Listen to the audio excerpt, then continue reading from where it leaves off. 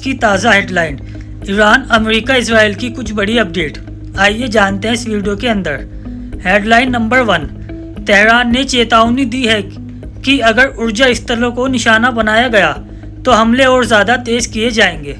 Headline number 2, ईरानी drone हमले के बाद कुवैत ने अल अहमदी रिफाइनरी के कुछ हिस्सों को बंद कर दिया। हेडलाइन नंबर 3, इजराइल का कहना है कि ईरान ने मिसाइलें दागी हैं, हमारी रक्षा प्रणाली इन्हें रोकने के लिए तैयार है।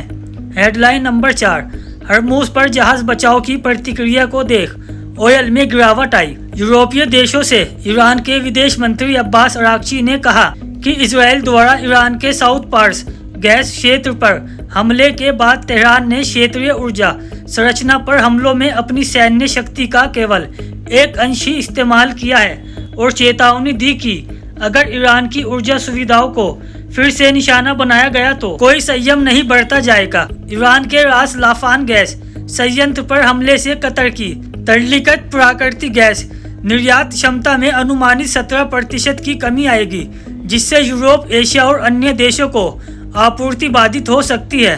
अमेरिका रक्षा विभाग अमेरिकी राष्ट्रपति डोनाल्ड ट्रंप के ईरान के खिलाफ युद्ध के लिए कांग्रेस से $200 अरब की मांग कर रहा है। इसके बारे में रक्षा सचिव पीट हेगसेथ ने कहा कि इसके समाप्त होने की कोई समय सीमा नहीं है। क्रिसेट का कहना है कि ईरान पर अमेरिकी इजरायली हमलों में कम से कम 204 बच्चे मारे गए हैं, क्योंकि युद्ध 21वें दिन में प्रवेश कर चुका है और ईरान में कुल मृतकों की संख्या 1444 से अधिक हो गई है। लेबनान के स्वास्थ्य मंत्रालय के अनुसार 2 मार्च से अब तक इजराइल द्वारा लेबनान पर किए गए हमलों में 1000 से अधिक लोग मारे गए हैं, जिनमें 118 बच्चे शामिल हैं। ड्रोन हमले के बाद कुवैत ने अल अहमदी रिफाइनरी के कुछ हिस्सों को बंद किया।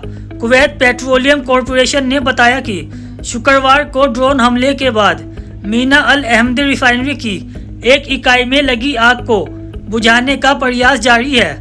कंपनी ने आगे कहा कि एहतियात के तौर पर रिफाइनरी के कुछ हिस्सों को बंद कर दिया गया है।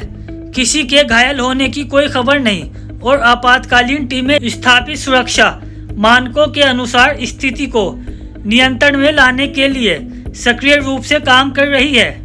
इजरायली सेना ने कहा कि उसने कुछ देर पहले ईरान से मिसाइलों के प्रक्षेपण का पता लगाया और वायु रक्षा प्रणालियों खतरों को रोकने के लिए सक्रिय हो गए।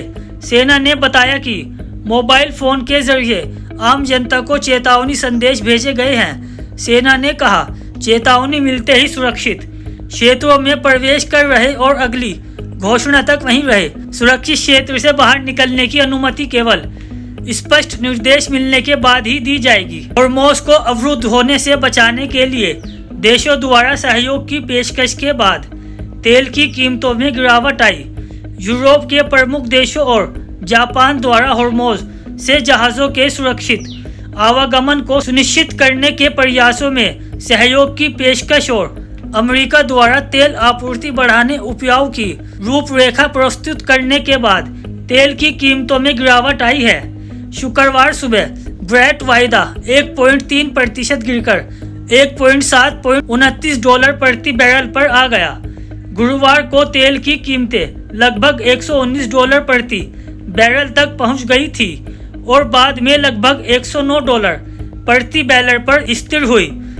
दोस्तों, आपको हमारी वीडियो कैसी लगी हमें कमेंट में ज़रूर बताएं। मिलते हैं आपसे फिर किसी अगली वीडियो के साथ। अगर आप हमारे चैनल पर न्यू हैं तो हमारे चैनल को सब्सक्राइब करना ना भूलें। जय भारत, जय हिंद।